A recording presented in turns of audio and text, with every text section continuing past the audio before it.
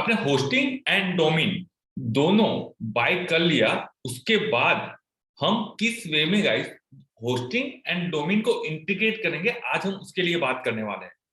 आपने second module में देखा होगा किस वे से आप डोमेन एंड होस्टिंग परचेस कर सकते हो और आफ्टर पेमेंट किस वे से आपको दिखाई देगा। सबसे पहले हम बात करते हैं होस्टिंग का। आपने पेमेंट कर लिया, उसके बाद आपको ये स्क्रीन आएगी।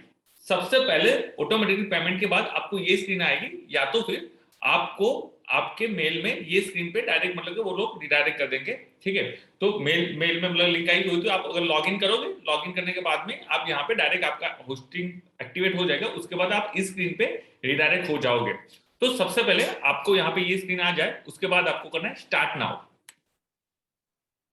स्टार्ट नाउ करने के बाद में होस्टिंगर एक सर्वे करता है कि I am creating website for, किसके लिए आप वेबसाइट बना रहे हो, क्या ब्लॉग बना रहे हो। ठीक है, तो इसको हमें होस्टिंगर को हमें डिटेल्स नहीं देनी है कि हम किसके लिए हमारी वेबसाइट बना रहे हैं, इसकी वजह से हम इसको स्किप कर देंगे।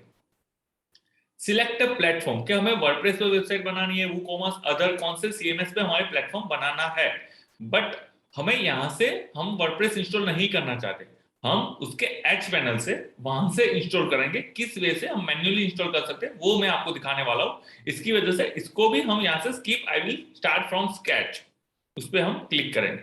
उसके बाद आपको दो ऑप्शन मिलने वाले, buy domain and use an existing domain. अगर आपने होस्टिंगर का 1 साल का प्लान लिया होगा जिसमें डोमेन फ्री है, तो आपका डोमेन आपको यहाँ पे दिखाई देगा, आपको यहाँ पे आपका डोमेन दिखाई देगा। बट आपका पास डोमेन कोई और ऑलरेडी आपने परचेज किया है, कहीं गोडेडी में है या तो फिर नेमचीप में है या तो बिगडॉग में है, कहीं पे भी है डोमेन। ठीक है, तो वो आपको इंटीग्रेट करना है, तो आपको वो यहां से इंटीग्रेट करना पड़ेगा, यूज एन एग्जिस्टिंग डोमेन। अगर होस्टिंगर के पास आपको ऑलरेडी डोमेन होगा तो आपको यहाँ पे ड्रॉप डाउन आ जाएगा, तो वहां से आप आपके जितने भी डोमेन हो तो वहां से आप एक डोमेन आपका जो होगा तो वो सिलेक्ट कर पाओगे। बट अगर बाहर से कोई एक्सटर्नल होगा, राइट, कोई डोमेन प्रोवाइडर, तो आपको इस ऑप्शन का यूज करना है, वो अभी मैं आपको दिखाता हूँ, सिलेक्ट। ठीक है, उसके बाद आपको डोमेन यहाँ पे एंटर करना है। अगर आपका डोमेन गोडेडी में है, ठीक है, गोडेडी में मैंने दिखाया कि किस वे में आप परचेस कर सकते हो। परचेस करने के बाद में आपको ये स्क्रीन आ जाएगी। ठीक है, परचेस करने के बाद तो आपका डोमेन यहाँ पे दिखाई देगा पुलकित.com। ठीक है, तो यहाँ पे आपका डोमेन दिखाई देगा, तो मैं इस डोमेन को कॉपी करता हूँ और यहाँ पे पेस्ट करता हूँ। मेक श्योर गाइस, बहुत ध्यान रखना कि डोमेन जब भी परचेस करो तब कोई स्पेलिंग मिस्टेक ना हो, और जहां से कॉपी कर रहे हो, जैसे कि मैंने अभी डोमेन प्रोवाइडर से वहां से डोमेन कॉपी करके यहाँ पे अगर मैं टाइप करता हूँ तो वो भी स्पेलिंग मिस्टेक ना हो। तो स्पेलिंग मिस्टेक होगी तो जो इंटीग्रेट होने वाला है डोमेन एंड होस्टिंग वो नहीं हो पाएगा। तो इसकी वजह से स्पेलिंग मिस्टेक कहीं पे नहीं होनी चाहिए। अगर आपने जो डोमेन गलत भी ले लिया है, ठीक है, अगर स्पेलिंग मिस्टेक है तो वही डोमेन आपको यहाँ पे लिखना होगा, तो ही वो इंटीग्रेट हो पाएगा। तो जो आपके पास डोमेन है वो आपको यहाँ पे इंटीग्रेट करना है। तो यूज एन एग्जिस्टिंग डोमेन, कि आपको कहीं पे भी डोमेन होगा तो आप यहाँ पे उसको डोमेन को ऐड करो, या तो example.com या तो domain.com। ठीक है, इस वे में मैंने ऐड किया, फिर उसके बाद कंटिन्यू। कंटिन्यू करने के बाद हमें नेक्स्ट स्टेप पे ले जाएगा। ठीक है, कि अभी आपका एक्टिव डोमेन वाज फाउंड। ठीक है, कि उन्होंने हमारा एक्टिव डोमेन फाउंड कर दिया है, गोडेडी के पास है, उसकी एक्सपायरी डेट ये है, नेम सर्वर अभी मेरे डिफॉल्ट गोडेडी के जो नेम सर्वर है वो वहां पे डिफॉल्ट नेम सर्वर शो हो रहा है। ठीक है, अगर यहाँ पे कुछ हमें चेंज करना हो तो आप कि नहीं मेरा डोमेन तो ये तो गलत दिखा रहा है डिटेल, तो आप यहाँ से चेंज कर सकते हो, but detail is correct, right, तो मैंने डोमेन सही डाला। तो फिर उसके बाद कंटिन्यू, जैसे आप कंटिन्यू करोगे फिर आपको ऑटोमेटिकली यहाँ पे लोकेशन दिखाई देगा कि अभी मेरा एशिया सिंगापुर लोकेशन उन्होंने ऑटोमेटिक मेरे मतलब डोमेन प्रोवाइडर से बाकी मेरे डिटेल्स के हिसाब से उन्होंने ऑटोमेटिक ले लिया।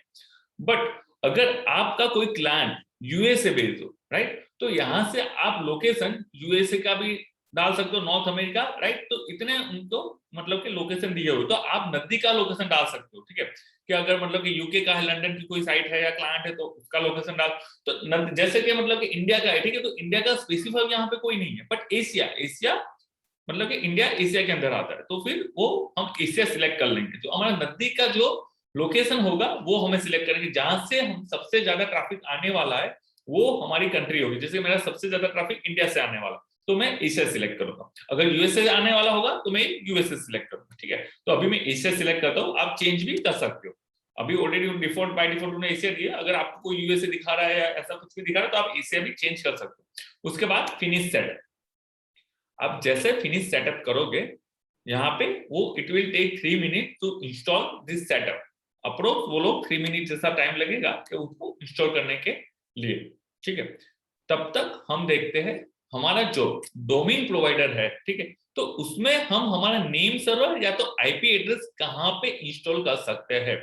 आपने सबसे पहले, ये आपका डोमेन होगा, डोमेन यहाँ पे ये हमारा डैशबोर्ड होगा, ठीक है, डैशबोर्ड ये हमारा GoDaddy में आप लॉगिन करोगे आपके आईडी पासवर्ड से तो ये आएगा। तो उसमें मैं डोमेन पे जाता हूँ। डोमेन पे जाने के बाद में डोमेन मैनेजर ओपन होगा। डोमेन मैनेजर में आप यहाँ पे देख सकते हो कि आपका ऑटोमेटिक रिन्यू, स्टेट को ऑटोमेटिक रिन्यू हो जाएगा। फिर अगर आपको कुछ प्राइवेसी पॉलिसी अपडेट करनी तो यहाँ से अपडेट कर दो, ये आपकी डिटेल्स, कॉन्टैक्ट डिटेल्स आ जाएगी। और मैनेज डीएनएस में जाना है, मैं डीएनएस मैनेज करनी है, इसकी वजह से मैनेज डीएनएस में जा रहे हैं।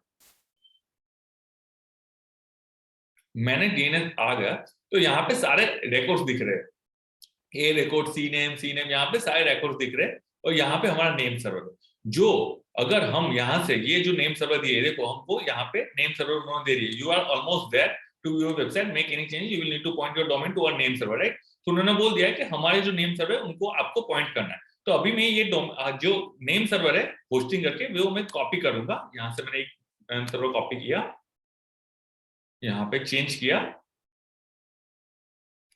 Enter my own name server, right, enter my own name server, और यहाँ पे मैंने पेस्ट कर दिया।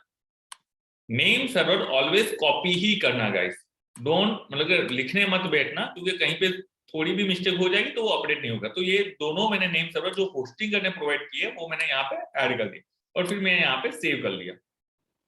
जैसे मैं सेव करूंगा तो मुझे कंसर्न पूछेगा, आर यू श्योर कि आपको जो आपके नेम सर्वर वो अपडेट करना ही है? Yes, I want to update my name server, right. तो अप्रोक्स जनरली क्या होता है, ये 24 to 48 आवर लगता है उसको, ये नेम सर्वर अपडेट होने में, प्रोपेगेंडा टाइम उसको बोलते हैं। तो नेम सर्वर एंड जो हमारा डोमेन होता है वो इंटीग्रेट होने में it will take some time, right. तो हम देखते हैं मतलब क्या हो रहा है, ठीक है। तो अब मैं यहाँ से मैंने नेम सर्वर अपडेट कर दिया, keep in mind DNS change you can up to 24 hour to reply globally, you can learn more about domain pointing here, right. तो अब मैं हमारे मैनेज साइट में जा रहा हूँ।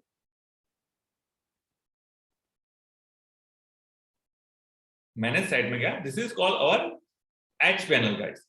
यहां से हम हमारा पूरा होस्टिंग जो है कंट्रोल कर सकते हैं। जितना भी हमारा पूरा जो होस्टिंग है वो हम यहाँ से कंट्रोल करने वाले हैं। यहाँ से हम सब कुछ मतलब कि हमारा जितना भी कंट्रोल्स है वो पूरा हमें यहाँ पे मिलने वाला है।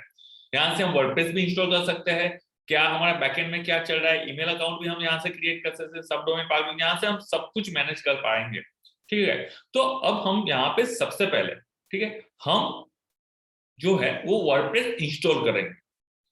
वर्डप्रेस इंस्टॉल करने के लिए हमें यहाँ पे एक ऑप्शन है ऑटो इंस्टॉलर, आप देख सकते हो यहाँ पे order, right, order issue renew, ये ऑप्शन है, अकाउंट का ऑप्शन है, फिर ईमेल का, फिर डोमेन का, फिर यहाँ पे वेबसाइट में ऑटो इंस्टॉलर करके ऑप्शन है। बहुत सारे होस्टिंग में सॉफ्टवेयर भी होता है, तो software this is auto installer, तो वो सॉफ्टवेयर अगर हो तो वो सॉफ्टवेयर से भी वर्डप्रेस इंस्टॉल कर सकते हैं। बट यहाँ पे जो ऑप्शन है हमारे पास वो है ऑटो इंस्टॉलर, तो हम ऑटो इंस्टॉलर पे क्लिक करें। ऑटो इंस्टॉल पे क्लिक करने के बाद में यहाँ पे हमें दिखाई देगा हमारी ये वेबसाइट है, ठीक है, हमारी ये वेबसाइट, तो हम पे वर्डप्रेस इंस्टॉल करना है, ठीक है। तो हमें बहुत सारे अलग अलग डिफरेंट सीएमएस दिए हुए, आपको कोई स्पेसिफिक कोई सीएमएस डाउनलोड भी इंस्टॉल करना होगा तो आप यहाँ से कर पाओगे, बट अभी हमें वर्डप्रेस इंस्टॉल करना है। तो मैं optimize for a smooth web building experience, तो मैं यहाँ से सिलेक्ट करता हूँ वर्डप्रेस इंस्टॉल करना। डिस्क्रिप्शन, जो डिस्क्रिप्शन है गाइस वो आप यहाँ पे आपको इंजीनियर दिखा रहा है कि ओपन वर्डप्रेस का डिस्क्रिप्शन दिखा रहा है, ठीक है। उसके बाद आपको यहाँ पे HTTPS करना है या HTTP करना है। अगर आपके पास ऑलरेडी HTTPS है तो आप HTTPS यूज करो, ठीक है। बट HTTPS आपको अपने होस्टिंग के साथ SSL फ्री में दिया हुआ है, तो आप वो HTTPS यूज कर सकते हो, ठीक है। और अदरवाइज आप HTTP यूज करो। ओवरराइट एग्जिस्टिंग फाइल के, अगर आप ये फ्रेश इंस्टॉल कर रहे हो तो कोई भी आपके वेबसाइट में कुछ भी होगा तो वो ओवरराइट हो जाएगा, वो सब पूरा चला जाने वाला है, ठीक है। यहाँ पे यूजर नेम मैं जो भी डालना हो, तो अभी जनरली मैं यूजर नेम अभी कुछ भी डाल रहा हूँ, ठीक है।